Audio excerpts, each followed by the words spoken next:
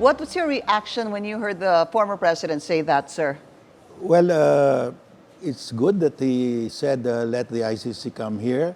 But I think what he will do is he will go to the Supreme Court to stop it.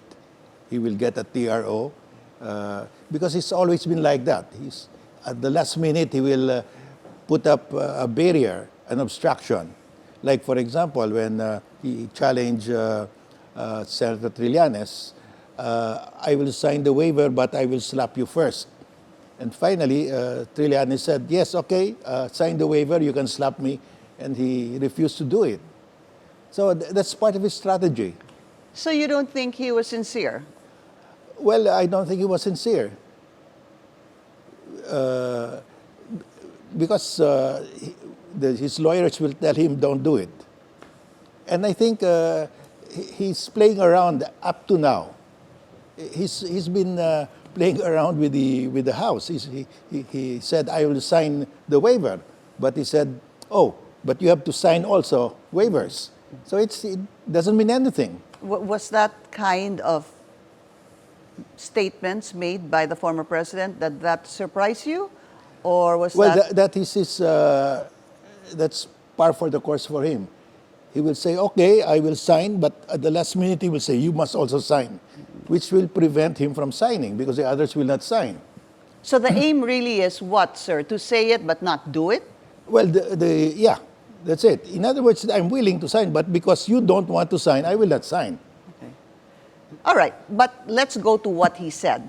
That challenging the ICC, come here tomorrow, start investigating, and if I'm found guilty, I can actually rot in jail. My question is, does that mean that the former president already submitted himself to the jurisdiction of the ICC, no, sir? not yet.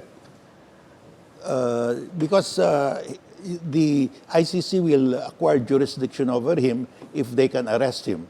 Because under the rules of the ICC, the trial will not proceed unless they have custody of the accused. So even if the warrant of arrest is issued, if he's not arrested and brought to the custody of ICC, there will be no trial. I see. So it's a little bit more complicated than actually just saying, come to the Yes. Philippines and investigate me tomorrow. Yeah, if they investigate him tomorrow, they still have to issue the warrant of arrest, and he doesn't have to honor that.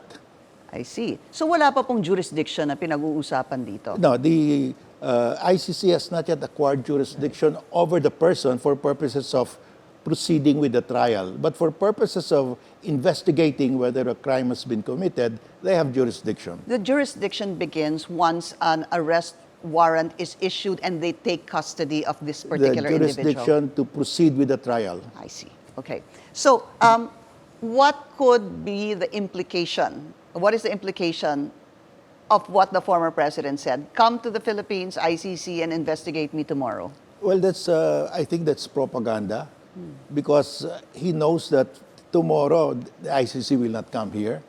And if the ICC comes here, they'll have to make a resolution first. The investigators cannot issue the warrant of arrest. It has to be approved by the chamber. And he doesn't have to honor that. He will make another excuse.